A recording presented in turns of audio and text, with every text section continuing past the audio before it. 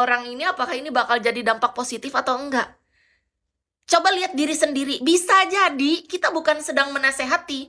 Bisa jadi dengan cara kita terbuka terang-terangan di depan orang banyak kayak gitu, kita sedang mempermalukan dia.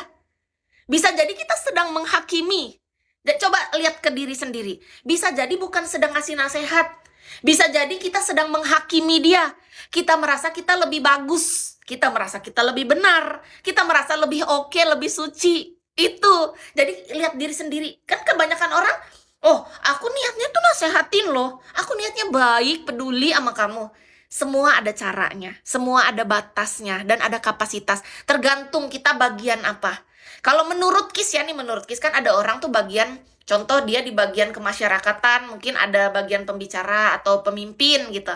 Di sebuah kota mungkin ada gubernur, wali kota, terus kalau di Indonesia ada namanya presiden. Nah, menurut KIS tuh kayak di setiap tempat tuh ada orang yang berhak untuk menyampaikan secara keseluruhan. Menurut KIS, ini menurut KIS aja.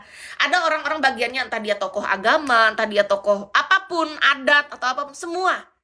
Silahkan semua pada bagiannya. Kalau kita yang bukan siapa-siapa, apalagi KIS, bayangin kalau aku yang berbicara ke depan teman-temanku, yang jelas-jelas aku sadar teman-temanku semua tahu bagaimana aku. Kita adalah orang-orang yang banyak dosa juga. Aku berbicara sama mereka, yang ada aku ditimpuk batu. Aku. Siapa lo? Hah? Nggak usah sok suci lo ya. Ih, malu. Yang ada kita malu, Kak. Karena apa? Dengan gaya-gayaan sok niat baik tadi, yang ada nggak ada penerimaan sedikit pun di sana. Orang-orang akan mencerca kita, minggir lu. Nggak usah sok suci lu. Minggir nggak lu sana? Pergi lu dari sini. Bagus kita yang sadar diri, jaga jarak. Ketimbang kita diludahin orang.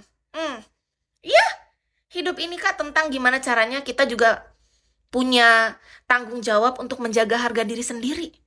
Nah, aku nggak mau juga ditimpuk batu, diludahin. Nggak usah. Mending ku sadar diri sendiri daripada itu. Lihat diriku aja. Bagus aku lihat ke cermin, ku lihatin apa yang perlu aku benahi di dalam diri aku sendiri dulu. Gitu. Siap Bu, siap aja. Mau siap kemana? Siap perang kita. Perang ketiga. Apa persiapan kita untuk kemungkinan ada perang ketiga di Indonesia? Kalau persiapan aku sih nggak ada. Selain yang penting aku tiap hari tetap makan enak aja, tidur nyenyak. Ada info-info kan katanya mau perang ketiga. Nggak ada persiapan aku. Persiapan apa? Senjata. Bom. Persiapkan nuklir. Nggak ada. Kalau udah saatnya udah selesai aja dah.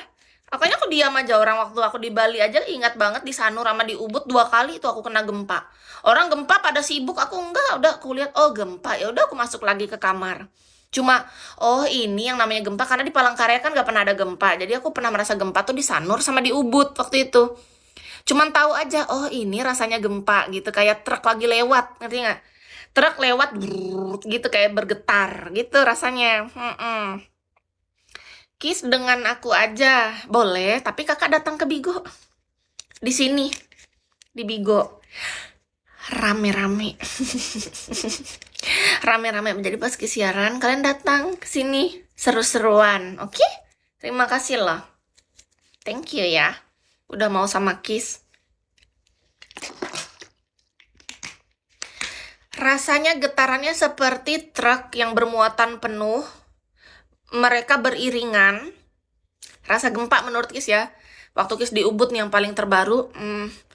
Seperti truk besar yang bermuatan penuh dan tidak satu truk. Jadi kayak mereka truk itu berpuluh-puluh lewat beriringan di tempat yang getarannya bener-bener terasa. Jadi kita tuh kayak bener-bener deket gitu sama truk lewat itu.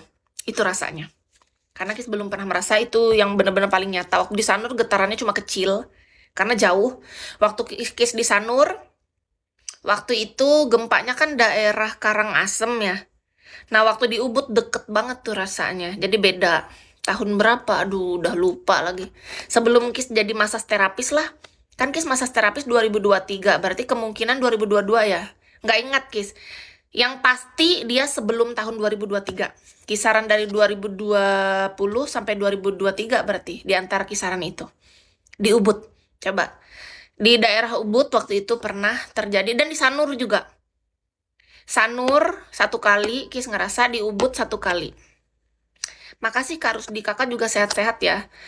Karena Kis nggak pernah ngerasain gempa itu kedua kalinya di Ubud. Yang pertama di Sanur, tapi getarannya cuma kecil, tep tep tep tep tep, selesai gitu. Oh, udah selesai gempanya, udah lanjut tidur. Nah, yang di Ubud itu agak getarannya kayak lebih kenceng. Terus, tapi anehnya di malam itu aku nggak khawatir. Aku tetap merasa, yaudah aku tidur aja, besok pagi aku mau bangun, yang penting aku pindah penginapan. Gitu aja pikiranku. Jadi, di malam itu aku merasakan getaran dari kayak rasa terlewat, tapi aku di atas kasur tetap. Aku diam sendirian di atas kasur waktu itu. Dalam hatiku ya aku serahkan aja sama yang maha kuasa gitu. Kalau memang masih selamat ya syukur, kalau enggak ya udah jalannya gitu kan. Nggak ada rasa khawatir apapun dalam pikiranku, cuma ya ini yang terbaik pasti. Ternyata bangun lagi aku subuh jam 5, Kis.